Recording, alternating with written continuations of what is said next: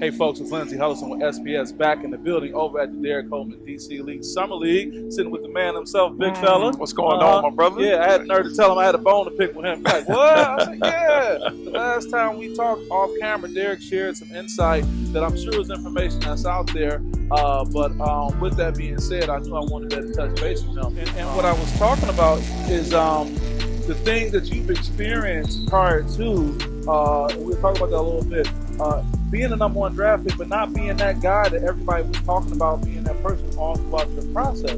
I just think that's ironic that here we are in this social media driven world with rankings and all that. Yeah. It's all about the machine that goes behind people. But your story, really being the best position anyone from our area has been in, wasn't like that. Just talk about not having the top ranking, McDonald's AllAmerican experience, and what the significance of number 43 is to you right now in your life. Nothing. They're gonna ask, what's that about? What's so? Tell me about the number 43. Why you pass on that? Not a damn thing. Okay, that's the significance of 43. You know what I'm saying to me? But going into the McDonald's game, they were telling me, and my coach actually said it to me, like, well, they saying that you were the last one to be picked for the McDonald's AllAmerican game. So I was like, who was the coach for you? Oh, really? My coach, Harry Harrison, at Northern. So when we get to the, down to the arena and everything, we got, the uniforms and stuff. I picked my uniform up. I've been 44 my whole life because of George Gervin. He's my idol since I was a kid. And I picked my jersey up, I pop it out, and it's got 43 on it. And I'm like, what is this? Coleman. It says Coleman. I still got it. Wow. To this day. It's at my mom's house right now. 43. So you looking for the man? I'm like, I'm like, what is it? Oh, well, Nick Anderson is 44. So I'm in Detroit. I'm down. I'm home. Yeah. My man still to this day. We laugh about it. But I'm in Detroit, downtown Cobo Hall. This game could have been played anywhere else. I'm at home. Now it's in Cobo. I'm at home in my own element. All my family, the whole city is coming out to see this game, and y'all will give me 43. So for me, I'm always a person, man, that I file everything, and that's what still to this day that motivates me as a person. All of the, caveats, I would say, well, he's not this. Did you hear anything from the crowd of your people when you was taking the court, or when they finally seen wearing number 43? Did you even hear? I didn't hear it, because when I ran out on the court, bro, it was just all cheer. And well, at least one thing they got right. They introduced me last. Okay, hometown kid. Okay, everybody stood up. Yeah, wow. And I'm like, okay, yeah. But again, I'm looking at all these guys that are ranked, higher than me or whatever. I never went to all these camps, the ABCD camps. I think I went to. Which is surprising too, Derrick. B camp, we've had that weekend up at Grand Valley, but you weren't involved in any of that. But why does that sound so odd, considering how successful you ended up being? Well, for one, for me, I couldn't afford to go to none of those camps. And if you remember, I was telling you the story last time that when I did go to BC and Rensselaer, Indiana, my uncle forgot me. He left you. Yeah, that's bad. He left the boy down there. He took me there. And then the last day, I'm sitting there like, where my mom, my aunt, somebody. Oh, man. And then we had no cell phones. Yeah. So I had to go to the payphone, call home. You know what I'm saying? And my aunt picked up the phone. She's like, I goddamn Robert that left you. Oh, man. So she cursed my uncle out, whatever, but one of my teammates, right? That means now you talking about real culture, people, right? My teammate, I rode to Indiana with my teammate to his house. When I got to his house, called home, and my cousin them came and picked me up from his house. So when you talking about a village, and you talking about real family unity, man, amazing. They came, pick me up, wouldn't accept no money, anything. Like, hey, no, man, make sure he was good. He was all right. That's just amazing to me. And maybe I'm part of the digital age too, because you hear all these other kids and all the stuff that's going on, but it seemed like you had to go brick by brick. I'm always brick by brick, man. Yeah. You know what I'm saying? So, look, it doesn't mean, you know, anything. Rankings never meant anything to me because, you know, that's why we're here today, being in the gym and working. Yeah. And like I said before, man, you lace your shoes up just like I do. So every time that I got the opportunity to see these guys, I'm at you. Right. How much do you see that, you know, in yourself? See yourself and others, I should say. I know we had Calvin Murphy, we love talking about Calvin, but do you see that even in guards, that attitude of, hey, I'm going to lace mine up just like yours? We don't have that no more. Just like everybody else? No, we don't have that. Yeah. That dog mentality, man. That's one reason why I started the summer league, because I just sort of declined in basketball in Detroit, and I'm like, no, man. Yeah, we're it. But I don't see that no more. I don't see somebody coming into the summer league game and really just taking over and scoring 30, 40, and you walk into the gym and people, this is what they come to see. I don't see that no more. You know, everybody's just, you know, they playing.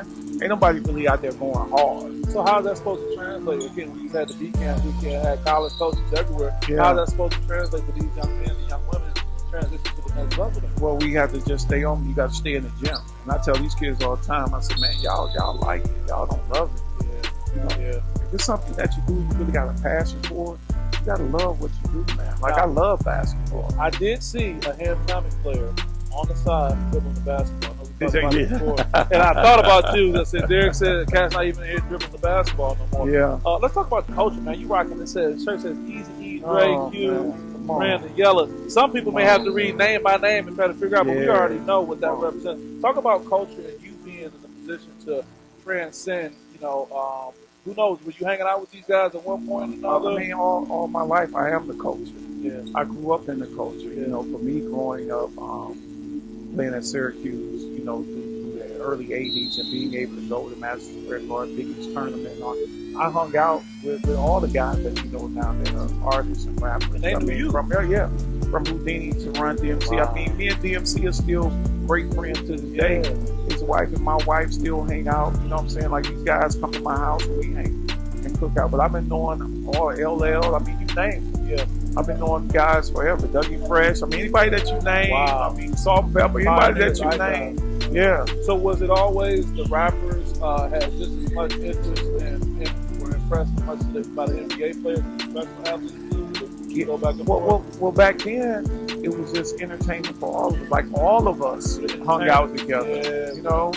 It wasn't like you see now. If it's just an industry party with music, you really just gonna see industry people there. Somebody sent me a picture one time, and it was me, Charles Oakley, April Walker, who created Walker Wear, Carl Kanai, Tommy Hilfiger, Forrest Whitaker, and it was another person on there. But that's what I'm saying. So we would go to parties. You never know who you would see. So Pepper Johnson used to always, when he played for the Giants. So when I first went to New Jersey, the Giants had just won the championship. But Pep used to always throw bowling parties. And we would go to this huge bowling alley, man, and Kid Capri would be in the middle of the party DJing.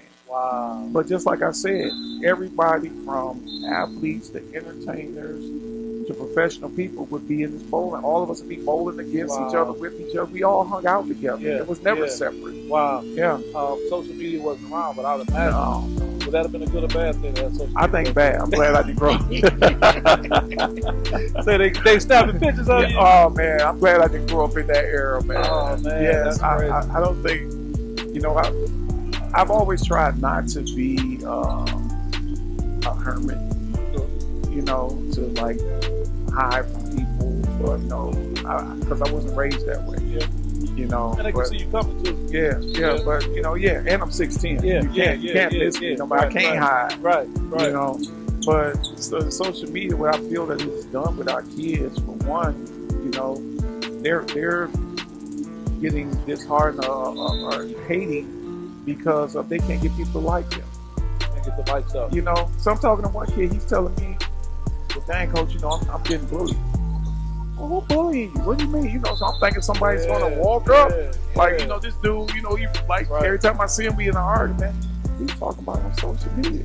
How can somebody bully you on social media? All you got to do is delete them or block them, bro. Yeah, but they're so drawn to want to see what's going Exactly. on. And the term they use a lot is clout chasing, as far as getting their weight up out there. But you got to put the work in to get the clout. Yeah. And the work starts. Yeah. Do you see next 3 to 5 years of pro potentially coming out of the area? I hope so. I can't put my finger on it right now that I can say that, you know what, he's got it. Yeah. Like I seen Stephon Marbury at 11, 10 years old. He's got it.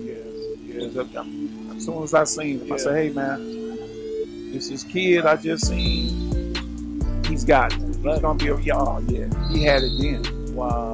Yeah. That's few and far between. But if someone is not able to do what you've done, but just talk about taking advantage of these college opportunities. Well, that's what it's all about. I mean, my goal in life is really to get these kids to come in and play as hard as they can play and get opportunities to go to school. Yeah. That's the bottom line, because I come from a single parent home and my mom couldn't send me, to school, but I understood that at an early age that, if I'm going to be able to extend my career in education and in basketball, then I got to get a scholarship. So again, not being able to go to all the camps, I was cool with that because I lived in the gym. I lived in St. Cecilia. I lived in Belmont. You know what I'm saying? I lived in the center, my center on 12th Street, Walker Williams Center. You know what I'm saying? I lived there all the time. So I wasn't worried about like the game of basketball. I was frustrated more than anything because, again, not understanding at the time media. I was 4 in Mr. Basketball. That's right. So again, that's that chill. Let's get 1, 2, 3. Who's 1, 2, 3? So Terry Mills, Anthony Pendleton, Willie Burton, and then me. Wow. Yeah. So what was the so-called shift between being 4th coming out your senior year and being number 1 in the draft? What will people say? What will the execs say? What will coaches say? I don't know. I know what Derrick would say. Hey, when I see you, I'm gonna put the work in. Going after guys. That's all. I'm just going after guys, and it started that summer for me in AAU. We played. We were Team Michigan, and we went to Florida and played in the AAU championships. And even if you go back and Google the 80s and the 70s, you talk about Michigan. AAU basketball. Oh, my man, his dad, my coach to this day, man. Rocky to this day. So I pay homage, to him all the time because of all the kids he's touched in his lifetime in basketball. Yeah. So Magic was his first team. I didn't know that. Yes. Yeah. So they set the standard. Yeah. And so every time, every year we looking at him, it's like, hey, y'all next. What y'all gonna do? Wow. So when we go to play AAU basketball, every team had pros on. Right. We played Team Virginia. They had J.R. Reed and Alonzo Mourning. Wow. California played Team Stevie Thompson, Eldon Campbell, Scott Williams, Earl Duncan, Trevor Wilson. You got 5 or 6 pros. Every team. Team Florida, we played them in the championship. They had Chris Carciani, Travis Mays, and Dwayne Shinson. Wow. So when you're talking about, man, rest his soul. Yeah. But when you're talking about, basketball, and again, think about the friendships and relationships. Like, people ask me about somebody, I really have to go, I'm like, yeah, I've been knowing this guy since we've been 15, 16, 17 years old. All through college, been in the pros, teammates sometimes, and just an experience, man. Wow. I still cherish honor to this day, just because of the relationships. And Rex Chapman was on our team as well at McDonald's. And he said a quote last March Madness.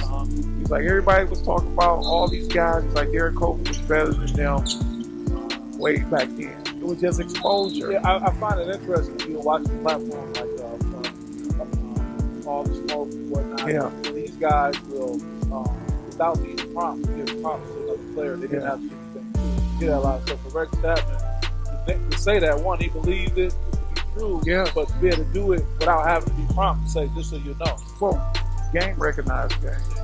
You know, Yeah. I said all I don't care what guys say. Yeah. They can say who they top 10, 15, whatever it is, who's the best, who they think is the best. Players, no players. Yeah. And just because you don't get the notoriety that you feel that you should get, players know like, hey, man, he is. That's it. Yeah. That's quite the hype. Yeah. Last thing I want to ask you before we get out of here is this. With now we're in this ranking world, you know, what advice can you give to a parent not to be on edge about why are you? Okay, because why are you as a parent? Man, you know, my son needs to get this exposure, because if he gets some exposure, other opportunities better happen for him, you know. I mean, but do we got game? Game recognized game. But do we got game? And perfect example right here, somebody who didn't get all that exposure, had to play through to get it. But I mean, again, you're gonna have to put the work in regardless of the fact. Because you're always going to run up against somebody that's better than you. So you're going to always have to prove yourself over and over again. So now your parents talking about that, you know, first of all, why are you putting that type of pressure on the kids? Why don't you just let kids be kids and have fun? Basketball is supposed to be fun. You're supposed to enjoy. You're supposed to have a smile on your face enjoying the game of basketball.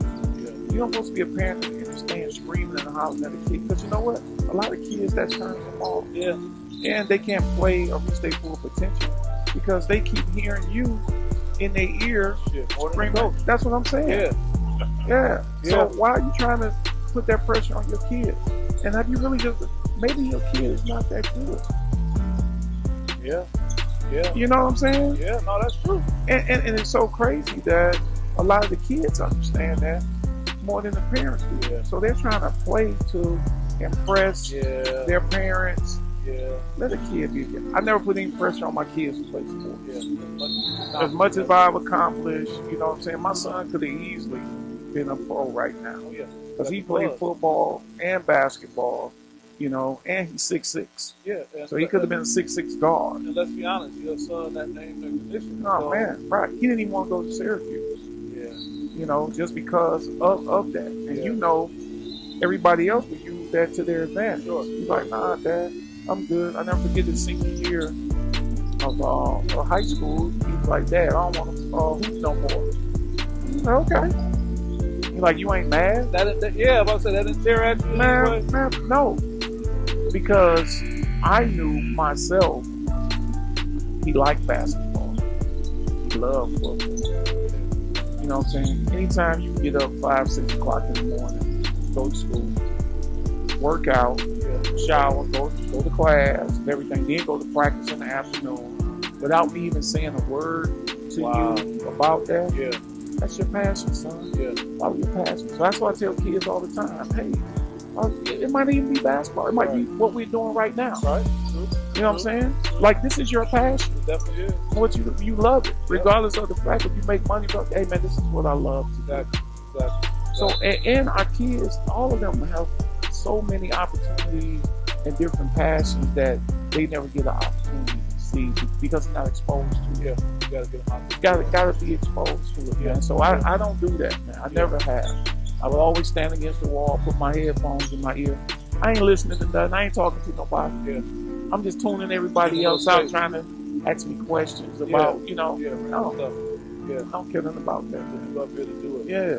Well, Coach, you're doing it, man, no doubt. Well, it's all love, man. You know, with these kids, this is what it's about. But just look at all the teams that we have. Just think about the friendships and relationships that you guys want to develop for a lifetime. Yeah, and then also, too, you know, these are some teams that have accomplished a lot with us. Yes. On the other side, Hamtramck, we got North Farmington coming up. Oh, you know what I'm saying? Bloomfield. I mean, we got great teams. It's a great summer league to come out and compete and see where you at and what you measure. You got to remind the folks you at capacity too. I'm trying to get up here, right? That's all. I mean, that's capacity on there. You got to tell them a couple times. That's just a beautiful thing, man. You know, that lets me know that we're doing something right. Right. You have full capacity on summer league. Where I've never heard of that. And this is early on, week 2. This is week 2. I mean, week 1 we were at 60-some teams right then, and we just don't have the floor space like I could have easily rolled these bleachers back where we at, but I'm always about safety. That's why Beaumont is involved. That's what they're doing, so we can test all the kids that are coming in the gym. Because if everybody's negative, hey guys, take your mask off, man. Let's play basketball. You know how hard it is to play basketball with a mask on? You know, and it's going to get wet anyway, so you're going to have to change, you know. We've got a lot of things that happen. Yes. We got a good thing going. No, man. No, I love it. We're going to get back and get some more of these games. And I just appreciate you. I appreciate Anytime, bro. Information Yeah, that 43. Yeah, 43 I need to hear that. We man. got to talk about that. It don't mean nothing to me at all, man. It's just a stepping stone, you know. Stepping stone to do it. It's a stepping block. Somebody just had to step over. And it can keep you motivated and hopefully I can Always. Look, I've never had, besides when playing in the Dream Team 2, I had 6. But other than that, I've been 44 my whole life. Yeah. Even when I got traded to other teams. Yeah. You know, I never forget, I think Scott Williams had 44 and, when I got traded to Philly. And I remember talking to Coach Lucas on the phone. And I said, I don't know who got 44, but I got to have it. Yeah. And you know, me and Scott Williams been friends since we were kids. So he knew the importance of that number to me. And when I got there, he's like, bro, here you go. Boom. You know what I'm saying? Yeah. He knew that. Went to Charlotte, same thing. Hey, man, here you go. You know, I know what that number means to you. You know what I'm saying? Yeah. And it's just love, man. Yeah. Number love. Well, I appreciate you, Derrick. Always. I had nothing to say this to you, too. Shout out to one of the members that follow my podcast. He said, on the show, he said, every time I watch you interview Derrick, I learn something. People out here listening and watching. Well, that's great. Yeah. I mean, that's what we're here for. You know, we can't take the information with us. Yeah, we got to share it. Yeah, you know. Said that, and I thought that was what you're putting out is being passed on. Man, it's great. You know what I'm saying? I'm looking at doing a podcast with me and my son. Oh, that'd be dope. You know, that'd be dope. Because I don't think there's nothing out there like that. That's why I look at doing it. Yeah, I'm always different. Yeah. I can't do nothing nobody else is doing. Yeah. I want to always do something totally different, straight to the left. Oh, that'd be I've been going left my whole life, not just because I'm left-handed. That's right. That's you know what I'm saying? Right. I just see something else that people don't see. Yeah. You know? Yeah. And even if I have to wait, I'm going to wait on this, you know, until it's right. Yeah, until it come back. Yeah, well, we're going to look for that too. With that, guys, I'm Lindsey Hellison over at the Derrick Coleman DC League. Summer League. Great things happening. Derrick's going to be continuing doing great things. Appreciate you guys, man. One love. One love all the time. Peace. Yes. Yeah.